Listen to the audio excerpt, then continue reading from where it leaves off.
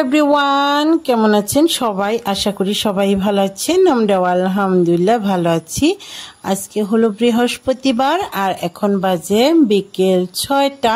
তো এখন কিন্তু 6টা বাজায়ও মানে অনেকটাই বেলায় থাকে তেমন মনে হয়। তো বিকেলই বলছি।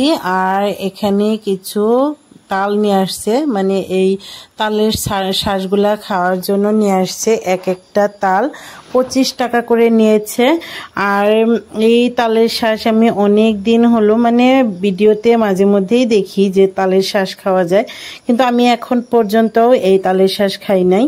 আর ওই জন্য আমার হাজবেন্ডকে বলেছিলাম যে তালের শ্বাস যদি পাও তাহলে নিয়ে আসবে। তো আমাদের এখানে তো আগে পরে এগুলা বিক্রি করে নাই, এই বছর দেখলাম যে এগুলা বিক্রি করছিল। তো আমার হাজবেন্ড এবার আজকে পেয়েছে, ওর জন্য নিয়ে আসছে। তো কিছু পাকোড়া নিয়ে আসছে, কিছু জিনিস শেষ হয়ে গিয়েছিল, ডাল, তারপরে সবজি, মাছ, তো ওগুলোও নিয়ে আসছে। কিছু আম নিয়ে আসছে, তারপরে আলু, তো যেগুলো মানে লাগতিয়াল ওগুলো নিয়ে আসছে। আর এই তো এখন এই তালগুলা সুন্দর করে আমাকে কেটে দিচ্ছিল আমার হাজবেন্ড, আর বলছিল খাও। তো আমি বলছিলাম তুমি একটু টেস্ট করো, মানে বলছে তুমি খেলেই হবে।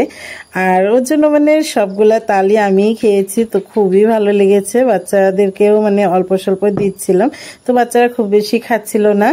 তো ওরা তো জেলি খায়, জেলি খেলে মানে এই তালের শ্বাসটা প্রায় জেলির মতো, কিন্তু জেলির মতো অতটা মিষ্টি হয় না, যেহেতু জেলির মধ্যে তো মিষ্টিটা এক্সট্রা করে দেওয়া হয়। আর এগুলো হলো ন্যাচারাল, তো এগুলো খাচ্ছিলাম। তো আমার কাছে ভালোই লেগেছে। প্রথম প্রথম একটা জিনিস টেস্ট করলে কিন্তু অভিজ্ঞতাটা হয়। তো এই তো এখন আমি এই তালের শ্বাসগুলো একটা একটা করে উপরের থেকে একটা কভার থাকে, তো ওই কভারটা ভালো করে ছাড়িয়ে নিচ্ছিলাম। এটাই মানে যখন পাকে, তাল বড় হয়ে পাকে, তখন এই যে যেটা সুবার মতো হয় উপর থেকে, তো সুবা সুবা হয়, ওইটাই হয়তো। তো এটা আমি উপর থেকে ছাড়িয়ে নিয়ে তারপরে ভিতর থেকে ওই তালের শ্বাসটা খাচ্ছিলাম, আমার কাছে ভালো লেগেছে। তো আমি জানি অনেকেই হয়তো আগে খেয়েছেন, আমি প্রথমবার খেলাম, আর ওই জন্যই আপনাদের কাছে এভাবে বলছি। আর এই তো আমি এখন তালের শ্বাসগুলো খাই, আর দেখেই হয়তো বুঝতে পারছেন কতটা পারফেক্ট ছিল। তো এই তালের শ্বাসটা একটু একটু শক্ত হচ্ছিল, আর মানে নরমও ছিল। একটা তাল একটু মানে শক্ত হয়ে গিয়েছিল, ওটাও খেতে ভালোই লেগেছিল। তো আমি এখন তালের শ্বাসগুলো খেয়ে তারপরে মাছগুলো কেটে নিব। মানে মাছগুলা নিয়ে আসছে, ওগুলা ঢালিও নাই, তো এদিক থেকে এগুলা কাটছিল, ওই জন্য মানে ওগুলাও মানে একটু পরেই ঢালবো। আর এই তো কিছুটা আমগুলা এখানেই রয়ে গিয়েছে, উপর থেকে মানে সবুজ ছিল কিন্তু ভিতরে একদমই পাকা টসটসে ছিল আমগুলা। আর এই তো এখন মাছগুলা ঢালছিলাম। মাছগুলা এই মাছগুলাকে আপনারা কে কি নামে বলেন অবশ্যই কমেন্ট করে জানাবেন। আমরা এই মাছগুলার মধ্যে মানে ঘরোয়া ভাষায় আমরা এই মাছগুলাকে ঘাইরা মাছ বলি। তো আর ঘাইরা মাছ আর হলো চিংড়ি মাছ, তো চিংড়ি মাছগুলাও নিয়ে আসছিল। এখন এগুলা ঢেলে নিলাম, ঢেলে নিয়ে তারপরে এগুলা ভালো করে কেটে নিব।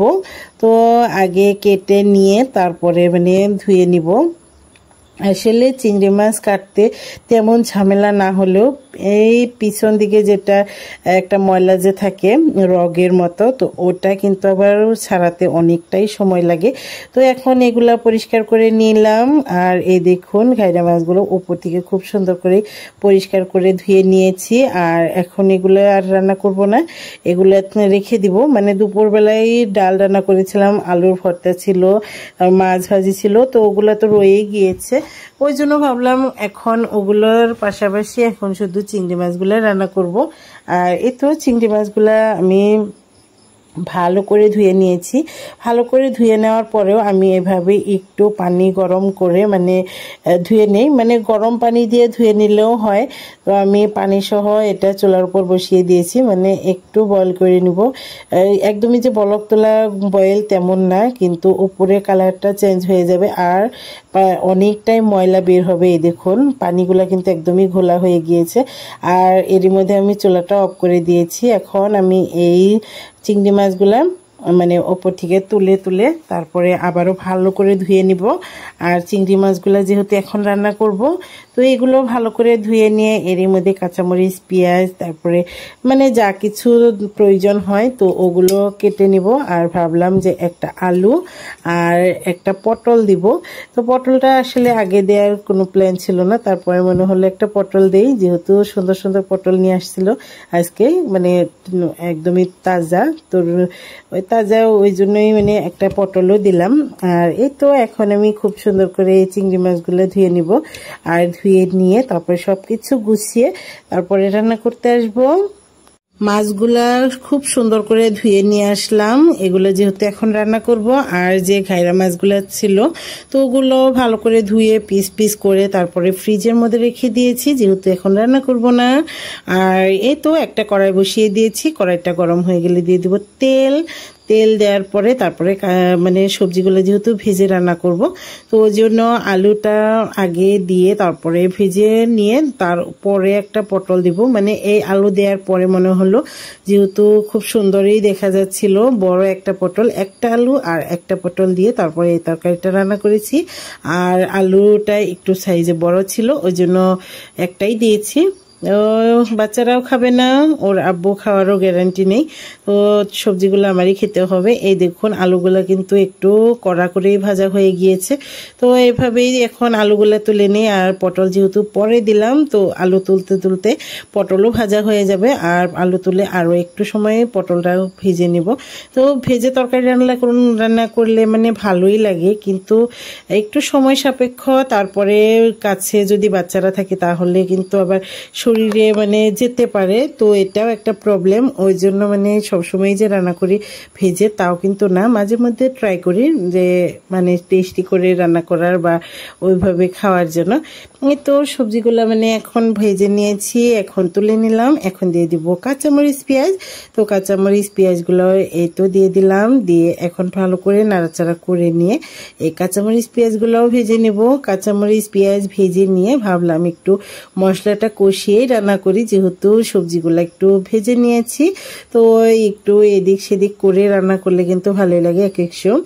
তো এই তো এখন ভালো করে নাড়াচাড়া করে নিয়ে এখন কাঁচামরিচ পেঁয়াজগুলো খুব সুন্দর করে ভেজে নিব। আর এই তো ভাজা হয়ে গিয়েছে। ভাজা হয়ে যাওয়ার পরে একটু পরিমাণে পানি দিয়ে দিব, পানি দিয়ে উপর থেকে দিয়ে দিব মশলা। তো গুঁড়া মশলা যেহেতু ডাইরেক্ট দিলে কিন্তু গুঁড়া মশলাটা পুড়ে যাবে, ওই জন্য এই তো মানে পানি দিয়ে দিলাম। এখন দিয়ে দিব হলুদ গুঁড়া, ধনিয়া গুঁড়া আর একটু পরিমাণে জিরা গুঁড়া আর দিয়ে দিব নুন। আর যেহেতু এখানে কাঁচামরিচের পরিমাণটা একটু বেশি দিয়েছি ওই জন্য আর শুকনো মরিচের গুঁড়া দিব না। যদি শুকনো মরিচের গুঁড়া দিই তাহলে আবার বেশি ঝাল হয়ে যাবে, আর ঝাল হয়ে গেলে তো আমার বাচ্চাদের একটু প্রবলেম হবে।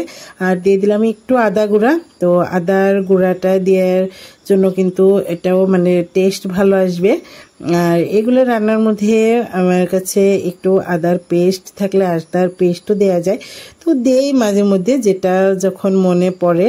আর চিংড়ি মাছের কিন্তু একটা আলাদাই মানে গন্ধ করে, আমার কাছে করে, অন্যজনের কাছে কেমন লাগে জানি না, কিন্তু এই গন্ধটা আমার কাছে খুব বেশি ভালো লাগে না। আর ওই জন্যই মানে রান্না করার আগে গরম পানি দিয়ে ধোয়া, তারপরে রান্না করার সময় একটু মশলাপাতি বেশি করে দেয়া, তো এটা আমি দেই।